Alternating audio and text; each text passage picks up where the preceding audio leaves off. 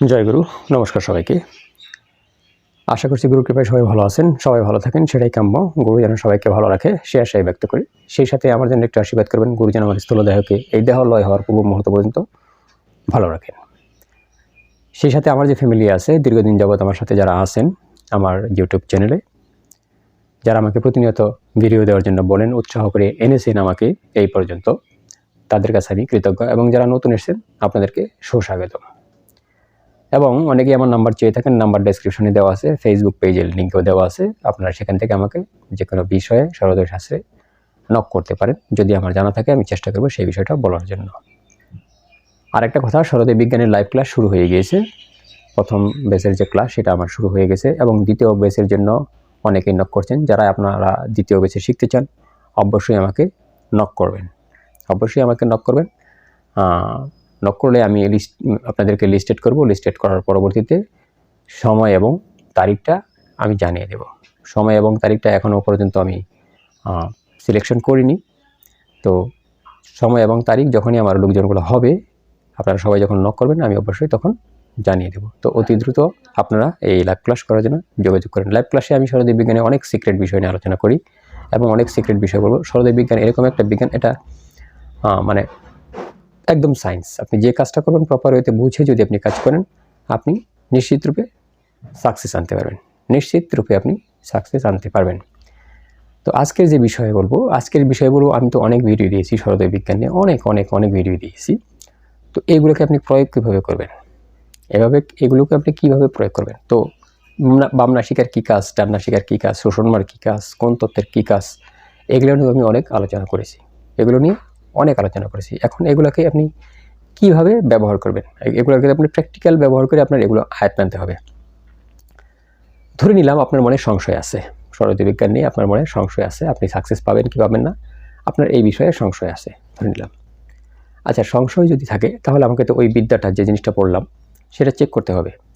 এখানে দেবাদিদেব মা পার্বতীকে সরোদয় বিজ্ঞানে বলেছেন যে পৃথিবী ধ্বংস হয়ে যেতে পারে, সূর্য ধ্বংস হয়ে যেতে পারে, কিন্তু সরোদয় বিজ্ঞানে যদি কেউ সঠিকভাবে প্রয়োগ করে তার ফল কখনো ধ্বংস হবার নয়, সেটা আসবেই আসবে। এখন যাই হোক, এটা ধরে নিলাম যে না, এটা হবে না, আপনি একটা বড় কাজ করবেন। তো আপনি কি করবেন, সকালবেলা আপনি কি করবেন বোঝার জন্য, সকালবেলা আপনি অপোজিট স্বর ইউজ করবেন। ছোট্ট যে কোনো একটা কাজ নেবেন, ছোট্ট, মানে ধরেন আপনার 2-4-10 টাকা লস হোক, 100 টাকা লস হোক, 500 টাকা লস হোক, ছোট্ট যে কোনো একটা কাজ আপনি নেবেন, হাতে নেবেন, ছোট্ট একটা কাজ টার্গেট করবেন, ওই কাজটা করবো। তো আপনি সকালবেলা কী করবেন, প্র্যাকটিক্যাল বোঝার জন্য বলছি, এটা প্র্যাকটিক্যাল বোঝা অনেক দরকার। সকালবেলা উল্টো স্বর চালিয়ে দেবেন,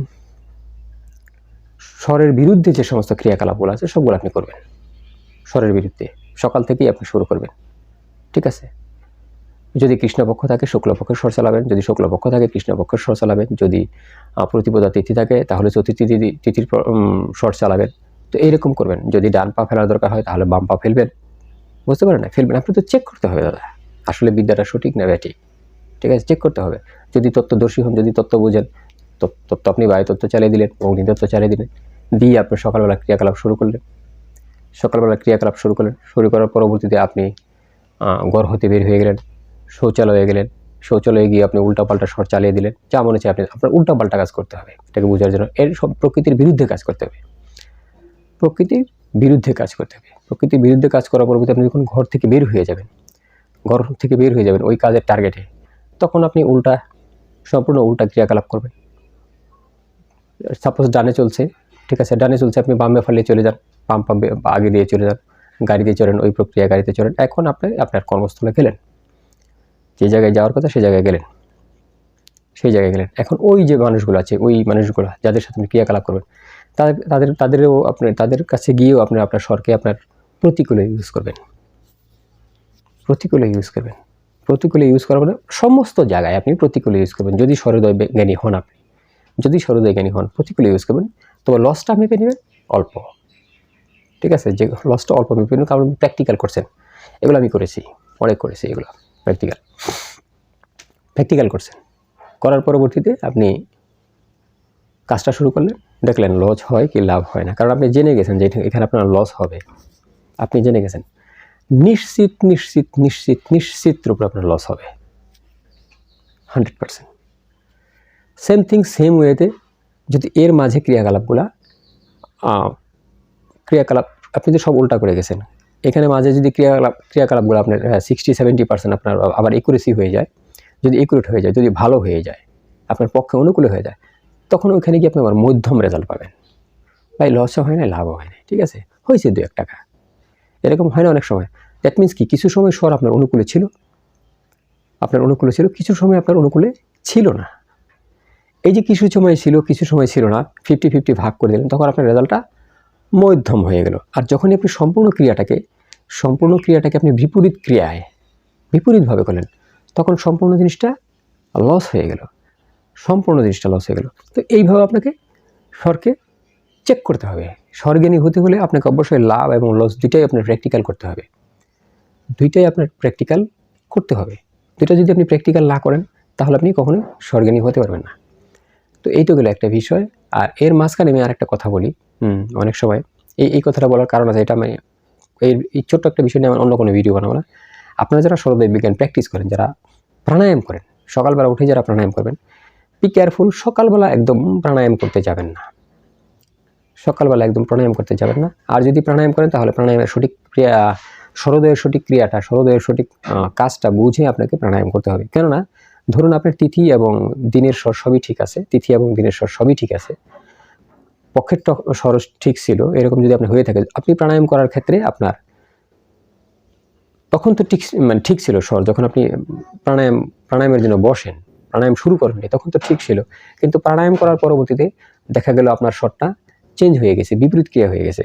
তো এই সময় আপনারা কি করবেন, আপনি যদি প্রাণায়ামে বসেন, তাহলে চেষ্টা করবেন যেন দিনের স্বর শুরু হওয়ার পরবর্তীতে বসলে আপনার জন্য ভালো হয়। নতুবা আপনি প্রাণায়াম করছেন, পূর্বে থেকে প্রাণায়াম করছেন, ঠিক আছে, স্বর চেঞ্জ হয়ে গেছে, তো এরকমটা যদি হয় তৎক্ষণাৎ আপনাকে স্বর আপনার অনুকূলে আনতে হবে।